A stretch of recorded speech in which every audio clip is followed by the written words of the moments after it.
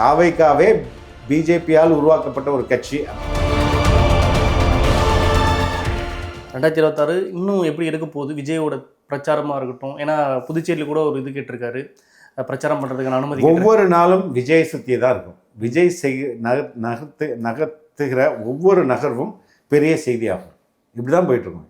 26 தேர்தல் முடிகிறது வரை இதுதான். நான் வேணா எழுதி தரேன் உங்கள்கிட்ட. திமுக இந்த செங்கோட்டையன் சேர்த்ததை எப்படி பார்க்குதுன்னு நினைக்கிறீங்க? They will not be bothered. அவங்களுக்கு என்ன, அவங்களுக்கு அது எந்த பாதிப்பும்னு அவங்க உணர மாட்டாங்க. அவங்களுக்கு it's not going to affect. அவர் ஏடிஎம்கேல இருந்தாலும் தாவேக்கால இருந்தாலும் அவங்களுக்கு எந்த பிரச்சனையும் இல்லை. ஓட்டுகள் எதுவும் பாதிப்படையாதா? ஏன்னா இவங்க செங்கோட்டையன் போனதுனால இல்லைங்க, ஒட்டுமொத்தமாக தமிழகத்தில் ஓட்டு பாதிக்க தானே போகுது. அப்போ அந்த பயம் தானே அவங்களுக்கு இருக்குது. செங்கோட்டையனால அந்த பயம் கிடையாது. திருமாவளவன் ஒரு ஸ்டேட்மெண்ட் சொல்லியிருக்காரு, விஜய் மேலே ஒரு நல்ல மதிப்பு இருந்துச்சு, இப்போ செங்கோட்டையெல்லாம் சேரும்போது என்னால் அதை ஏற்றுக்க அப்படின்ற மாதிரி சொல்றாரு. என்ன ரீசன் சொல்றாரு?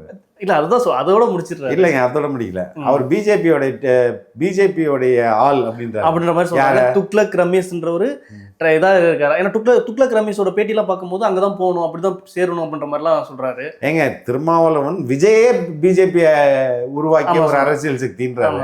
அப்புறம் எதுக்கு இன்னொரு சிறிய சக்தி அங்கே போகுது? தாவைக்காவே பிஜேபியால் உருவாக்கப்பட்ட ஒரு கட்சி அப்படின்ற நீங்க வாதத்தை வச்சிட்டீங்கன்னா அப்புறம் எதுக்கு அங்க இன்னொரு பிஜேபி மேன் போறாரு?